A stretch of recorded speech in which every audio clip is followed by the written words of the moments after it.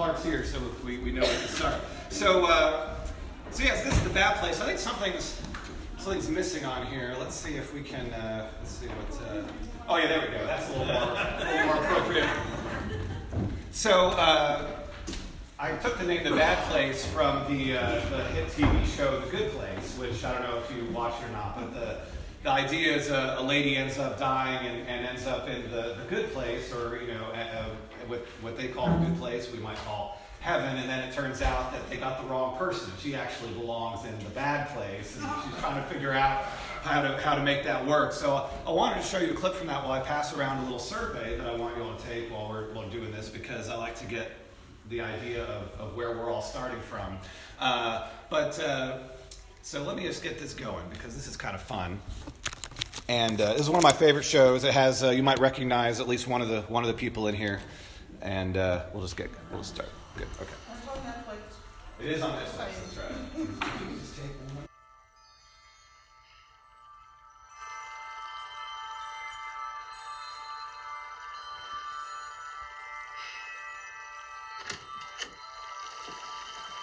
Eleanor, come on in. Hi, Eleanor. I'm Michael. How are you today? I'm great. Thanks for asking. Oh, one question. Where am I? Who are you and what's going on? Right. So, you, Eleanor Shellstrop, are dead. Your life on Earth has ended, and you are now in the next phase of your existence in the universe. Cool. I have some questions. Don't you mind? Who was right? I mean, about all of this. Well, let's see. Hindus are a little bit right. Muslims a little bit.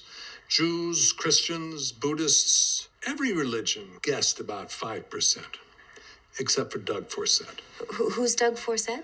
Well, Doug was a stoner kid who lived in Calgary during the 1970s. One night he got really high on mushrooms, and his best friend Randy said, "Hey, what do you think happens after we die?" And Doug just launched into this long monologue where he got like 92% correct. I mean, we couldn't believe what we were hearing. That's him, actually, right up there. He's pretty famous around here. I'm very lucky to have that. So, maybe my biggest question. Is this... Or... Well, it's not the heaven or hell idea that you were raised on. But generally speaking, in the afterlife, there's a good place and there's a bad place. You're in the good place. You're okay, Eleanor. You're in the good place. Well, that's good. Sure is. Okay, let's take a walk, shall we? All right, so we'll be seeing more clips from that show as we go along. So if nothing else, that's a reason to keep coming to this class. But I show that because obviously as Christians, we probably believe we have a little more than 5% of it correct. But I wanted to at least sort of start off with to remind us all that none of us really knows what hell is or isn't, or if it even exists. But I kind of wanted to start off by getting a sense of what it is we think we know about hell. And so that's why I asked you all to fill out this survey. When you're done filling it out, you can just sort of pass it along, fold it if you don't want anybody to know what you said. I'll collect them at the end. And so this class is going to talk about 3 of these beliefs about hell. So I asked which statement most closely matches. So if you want to be really picky and be like, well, none of these really, please stop. It's what most closely matches your belief about hell. Because people have lots of different beliefs. They're very nuanced, I think. But the 3 main views that we'll talk about in this class are a place where people suffer consciously forever. Which I would guess is the one that most of us probably have heard the most often. Whether we believe it ourselves, it's probably what we were raised with, or what we see in pop culture, most likely. Most known in, I guess, scholarly circles as eternal conscious torment, because that's a phrase you like to just drop, around at conferences. A place where people suffer for a limited time before final death is probably the least well known of these views. It's often known by the happy name of annihilationism, or conditional immortality is maybe the more politically correct way. The idea being that the soul is not necessarily immortal. That's a gift from God, and so sometimes God can remove that gift after you've suffered for a period of time in hell. And then the last one, which is probably the one that's gotten the most traction lately, especially if you've seen Rob Bell or kind of the other things that have been going around, is a place where people will suffer for a limited time, but then eventually they will enter heaven. Universalism, universal reconciliation, that sort of thing. And I left a fourth option for people who just don't like any of this, and you can say, there's no such place, and you can kind of define that how you want. You don't believe in a hell. You don't believe that it's a literal place, that maybe it's some sort of metaphorical separation from God. I try to pick one of these four. I guess if you just want to write in, don't know, you can. But I would like you to sort of figure out, if you can, in the next few minutes, which one of these sounds the most right to you, and then I'll compile all the answers, and we'll see what the class thinks next week as what the percentages are. So before we get into these in detail and talk about what we're going to do, I wanted to sort of start off, obviously, by getting asking you some questions so that you can kind of provide some answers, or we'll just sort of talk about some questions we have here. Another thing, in addition to Good Place clips, we'll be seeing lots of Far Side comics, because he always had some good hell comics. So there we have, they're in the line at the gates of hell with the little demon Satan guy on the 1980s, 90s style big box computer there. Okay, sir, would you like Inferno or non-Inferno? Ha, just kidding, it's all Inferno, of course. I just get a kick out of saying that. So, Far Side is actually making a comeback, I heard. He's going to start doing some new strips, so that'll be nice. So I think the first question we need to ask ourselves is, why are we here? Why is this important? Why do you take time out of your Sunday? Why have I taken so much time out of my weeknights to come up with this class? Why are you taking time out of your Sunday to talk about hell, of all things? Why is this important? Answer my question. Because life ends. Because life as we know it ends. That's true. Life ends. So it has some implications for all of us in some way or another. Yes. What else? It's basically motivation.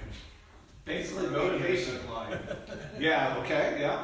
It's certainly been used that way quite a lot, I think, yeah. And a lot of people are afraid of death and afraid of hell. Yes. But I think we offer salvation from that. Yeah. Yeah, so it's important for no other reason than because it is pervasive. The concept is pervasive, and so if we're gonna sort of live in the world we live in, where everybody at least knows about hell and has some sort of belief about it, then we should probably think about it and come up with a belief too. Yeah. Anything else?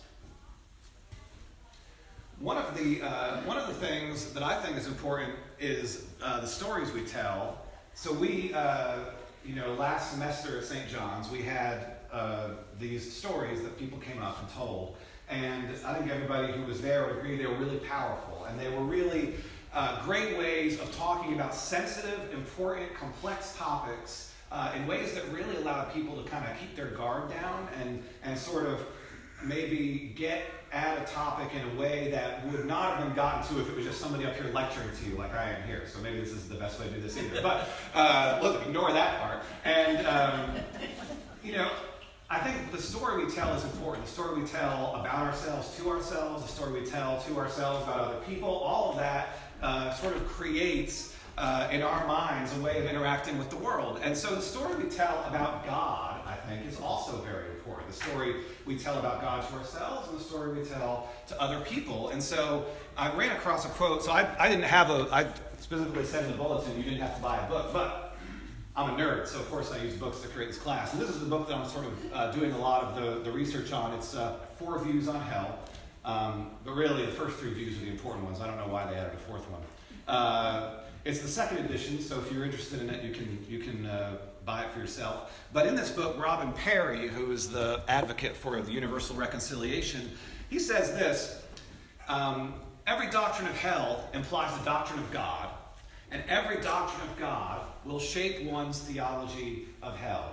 And one of the things that I think theology is a word that gets thrown around, and of course the technical definition is sort of the study of God. But I think a way to replace the word theology is to replace it with the word story.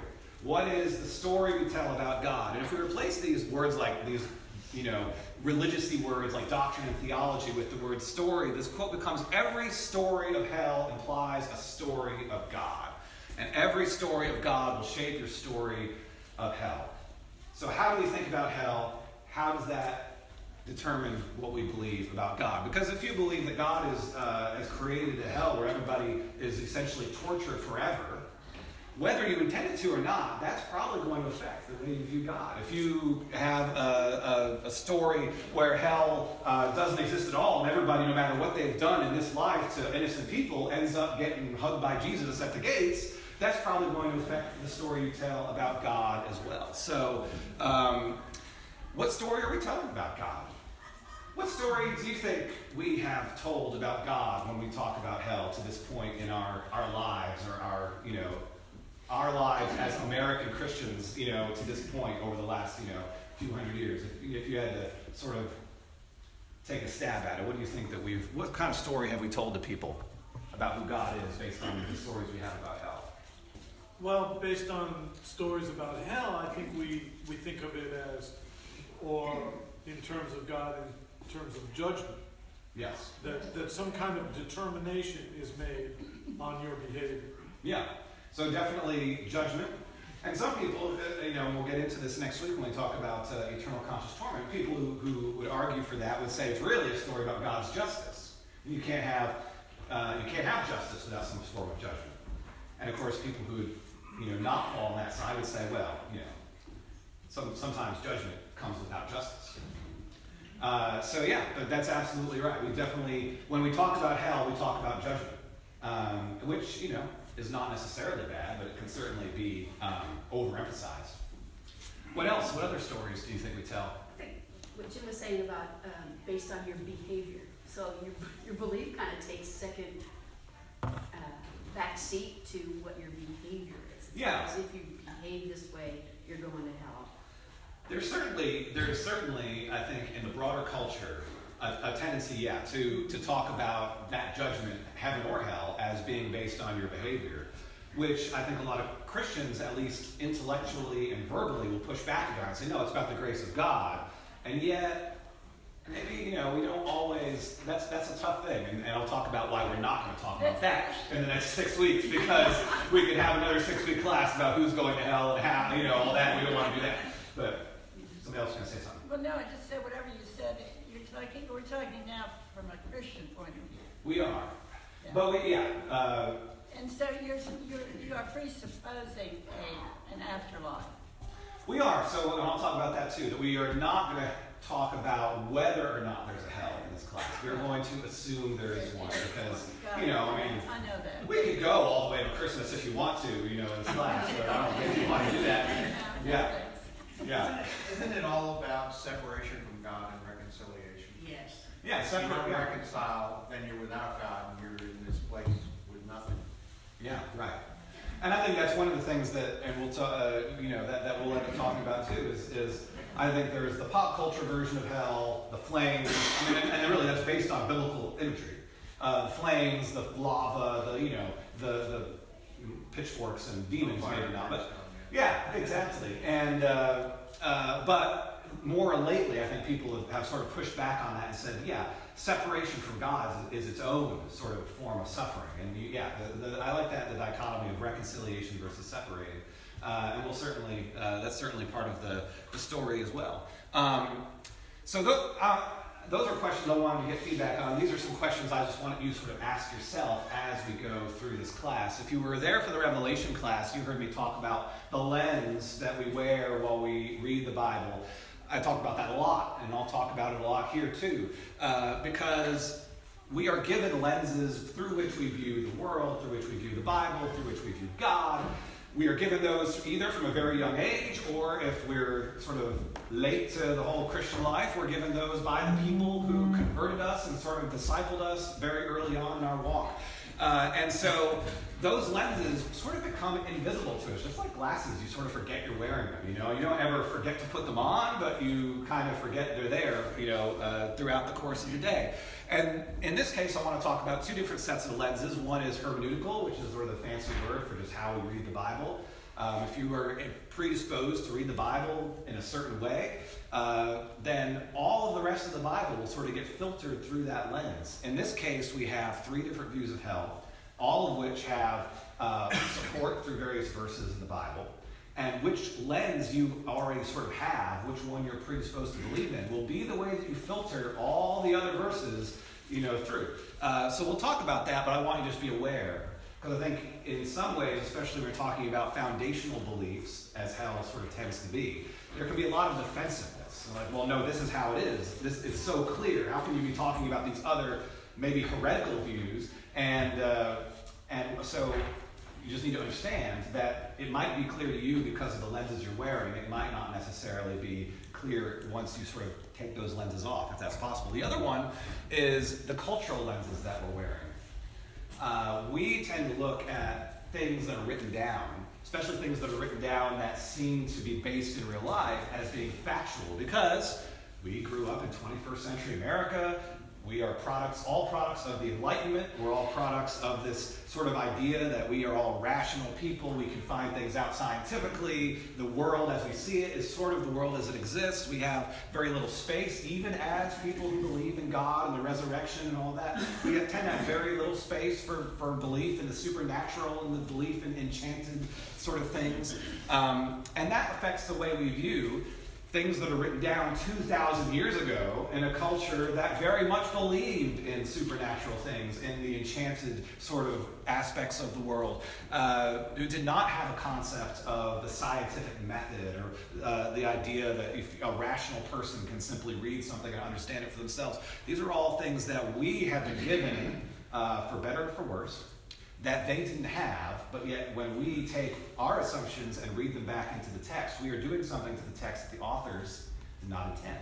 And so I want to sort of us all be aware that we have cultural lenses we're looking at these views through as well. And because that will affect, as we'll see in the coming weeks, how we view these verses that talk about hell. So another question I want to ask is, what did Jesus save us from? What did he save us from? Ourselves, death, sin, right? Like those are sort of the basic answers, especially I would say sin and death. Now, there are various ways to interpret that, but those are sort of the basic things. He at least freed us from the power of sin. I mean, obviously we all still sin, so it's not like, it's not like a, snap and it happens. But in the end, right, the idea is that Jesus will save us from sin forever.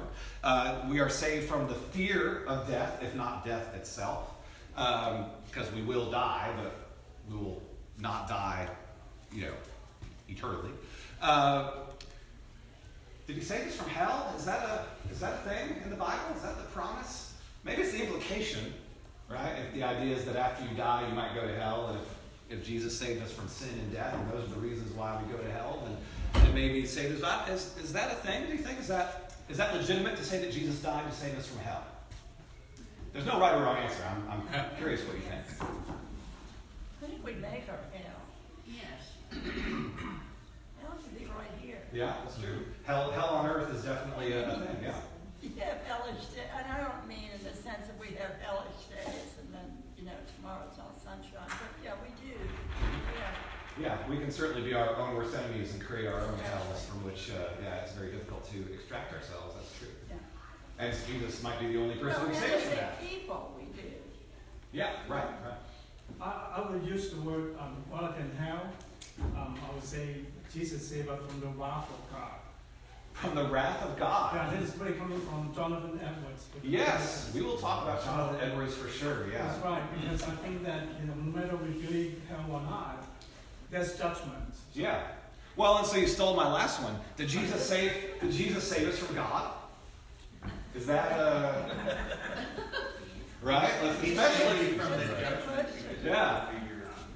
And this is not, so I'm sort of poking, because I want to make sure that we're thinking carefully about the stories we tell, because it's very easy. I think you can, maybe should, but you can have a view of hell as eternal conscious torment, where God does in fact send people who die in their sins to hell to suffer forever.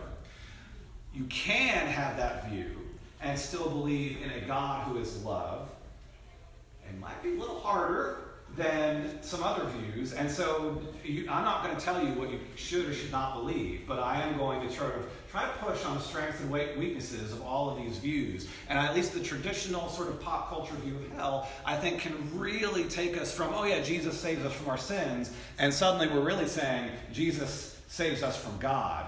And we want to be careful that we're not messing that up, because the story we tell. Does God run hell, or did he outsource that? Yeah, well, right. That might be the problem. You know, we outsource those contractors and everything gets screwed up. That's what Satan really messed that whole thing up, didn't he? So this is just sort of, I just want us to be careful. And that's part of why we're doing this class, to think carefully about what we believe, the story we tell. So I asked the survey questions. I want to find out our default position, so I sort of did some research to find out what sort of, as Americans, our default position is on this subject, which is fun. I couldn't find any answers about like what I asked you about these three specific views, but 58% of Americans believe in hell, according to Pew in 2014. 60% of mainliners, that's us. So, slightly more than average if you're in the mainline Protestant denominations. So 58% is, I don't know if that's low or high. I mean, it's a pretty good number of people who say they believe in hell. But again, the question is always, what is hell? And that's sort of the thing. It might even be meaningless, because you can believe in hell on earth too. Lifeway, a little more of an evangelical organization, did a survey, and they said that 40% of Americans believe that hell is a place of personal judgment where God sends all people who do not personally trust Jesus Christ. Which I think is maybe the more traditional view of hell. You have the personal judgment, God sends, do not personally trust Jesus Christ. This is your typical, I think, evangelical view of hell. If you had to map this onto one of the three options that I gave you, this is probably the eternal conscious torment view, if I had to guess. And maybe that sounds about right, about 40% of Americans. John, the Lifeway is Baptist. Yeah. It's a Southern Baptist, so yeah. It's very conservative. Yeah. And I don't know if that, I'm going to assume that their survey is non-partisan, non-ideological, regardless of the source of the person who funded it. But you can't always believe that. Same survey, 40% you have to personally trust Jesus Christ, you're going to hell. 64% believe God accepts worship from all religions. So he'll accept your worship but still send you to hell. Does not seem like a consistent view of God to me. Maybe I'm wrong. So I think this tells us that people don't really know what they believe about hell. People do not think carefully or critically or about hell. They believe it because they grow up with this view, or it's part of whatever they've read in the Bible or elsewhere. But I don't know that people are thinking like, okay, so what are the implications of this belief? What does this mean for me as a Christian, for other people? And that's why I want to have this class, because I'm not going to do a show of hands of how many people have not thought carefully about hell, but I suspect that a lot of us don't think about it a lot. Maybe because we don't want to think about it that much, This is my favorite one. Less than half of 1% believe they're going to hell. So, which makes some sense, right? Obviously, if you're a Christian, you believe in a hell. You don't believe you're going, because you believe the right things, right? That's the whole point. If you're an atheist or an agnostic, then you don't believe in hell, so you're not going to believe you're going there. So I really want to know who this less than half of 1% are who believe in a hell and believe they're going, because that means they've done some really bad stuff and somehow can't justify it away like the rest of us can. So I think that's really interesting. This is from Barna, which is an evangelical research organization. They're really highly respected and do a lot of surveys on sort of the religious beliefs of Americans. That's really amazing in a way. And I think it's really important. I think this is actually, it's a laugh line, which is always fun, but it's also, I think, important because that means that for us, hell is a place for other people. What's the percentage of other people? Yeah, exactly. 99.5% of other people are going to hell. But so I think that makes what we think about it even more important, because we're not thinking about this to determine whether or not we're going there. We're thinking about this to determine what that guy over there is going to experience, because we all know he's going to hell. You know, like that's the way we think about it. And if that's the way we think about it, then we need to think about it really carefully. I think it's interesting to think about it that way, that we assume in all Christianity and probably other religions too that I've made that conversion experience, so now I don't have to worry about that anymore. That's right. It's only people who haven't done that have to worry about hell. So now that you say that, I'm like, yeah, we do kind of dismiss it after, okay, I'm safe. Yeah. Whatever it is now, I'm safe. Right. Yeah, and I think there are two ways, if hell is a place for other people, that we can use that. So a lot of people will use that in a way to try to save other people from hell, which is admirable. That's not wrong by any stretch, but it can logically lead to some really abusive behaviors, because if hell is so bad, then really you should be willing, if you believe in it and believe that they're going, to do almost literally anything to get them to believe what you believe. A lot of people do that, and it leads to people being hurt.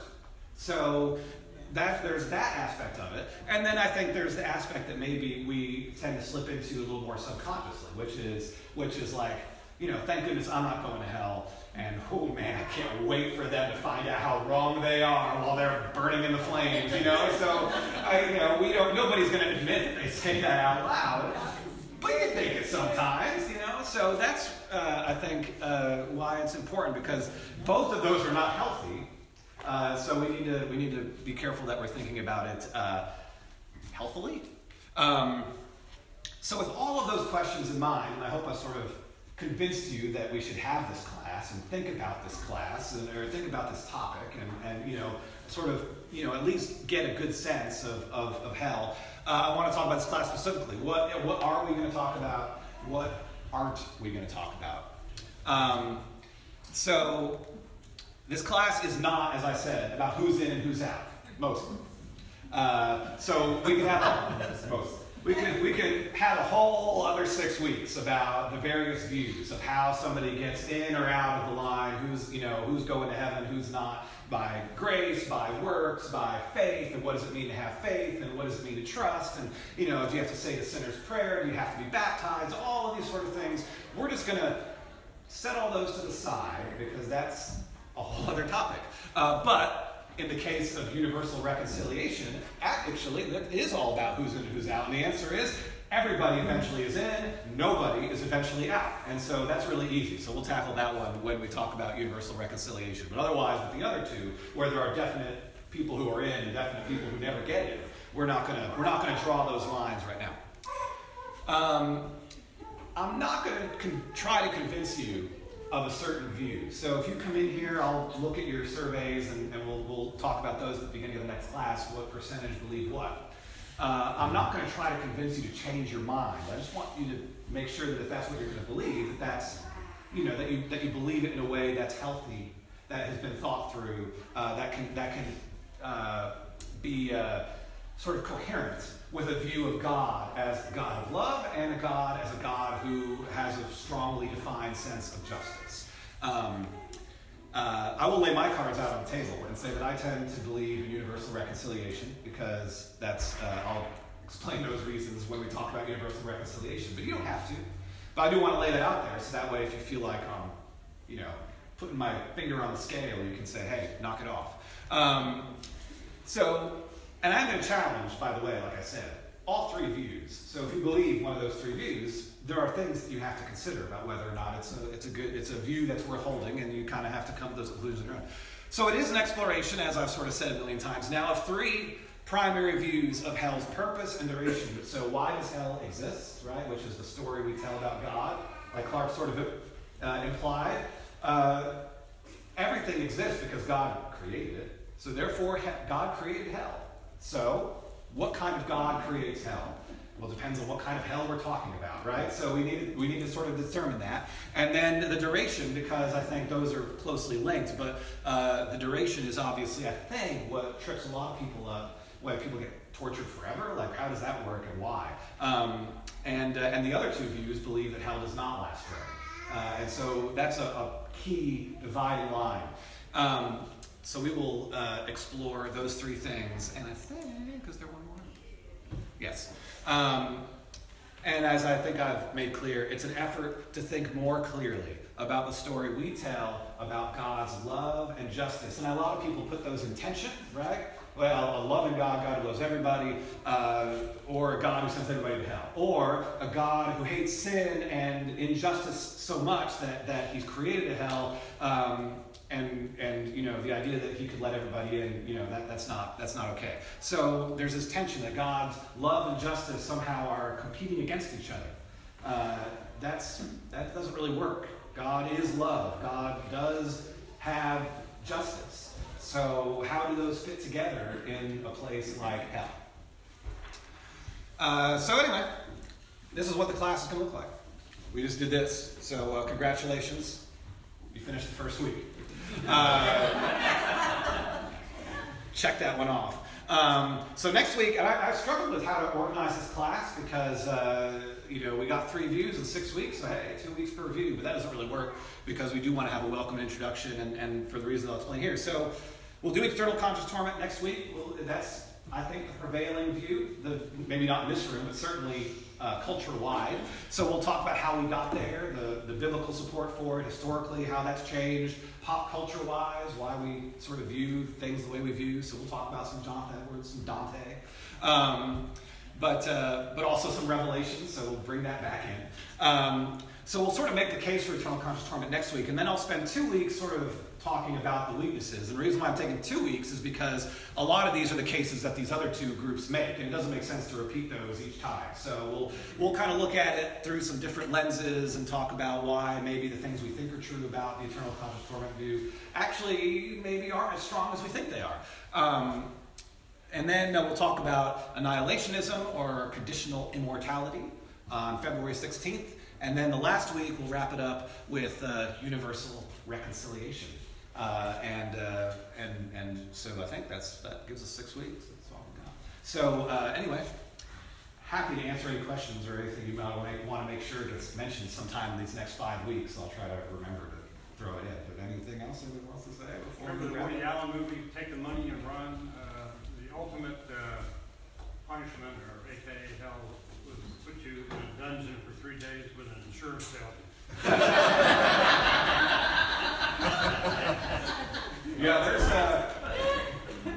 There's a lot of pop culture references about what hell really is, and we'll have to see if we can find some good clips to show for those for next week. Ghosts. Oh, yeah.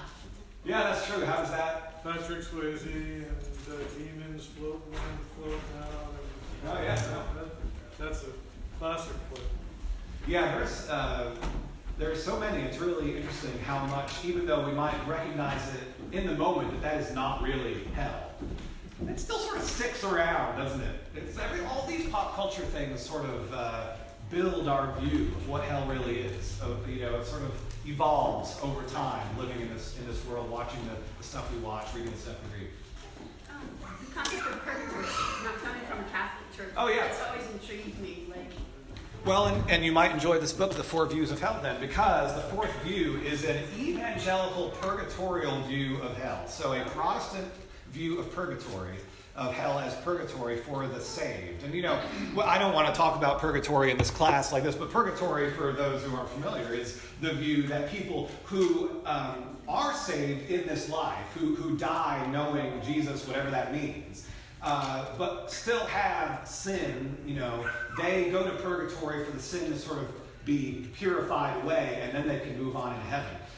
Universal reconciliation is basically a purgatorial view of hell, but for everybody. Everybody goes there, and then eventually you get purified into heaven. But purgatory itself, as a Catholic doctrine, only applies to people who are saved, which is, it's an interesting doctrine, and I think we'll probably talk a little bit about that. I didn't realize it was only for people who were saved. Yes. I thought you could be kind of on the fence. It's where they do the paperwork. It's the waiting room. I'm not sure whether you make it in. That's when they're running your insurance, and it takes a while. That's right. Yeah, it's a Did that sprinkling count, or did you have to be immersed? Yeah, it's really it's kind of it's an interesting concept, and I think you can kind of see, we'll talk about the historical views of universal reconciliation and the split between the Roman Church and the Greek Church. The Western Church that we all are descended from, with Augustine and Aquinas, sort of said, oh yeah, we can do some cleansing and fire for the saved, but everybody else is going to hell. And the Eastern Church, the Greek Church, the Church of Gregory of Nyssa, Origen of Alexandria, and all them, they kept sort of the idea, no, the fire purifies, but it purifies everybody. And so I think you see that purgatory and universalism definitely are related, but over 1,500 years or so of theological evolution, they have moved apart a little bit. But we'll Like a spa? What's that? Like a spa? Like a spa. That's right. You sweat it out and then you go. That's right. Anything else before we get out of here? Who's bringing the mimosas next week? You are. All right. Thank you all very much. Hopefully we'll see you next week. I'll make sure to turn the heat up next week so we can all really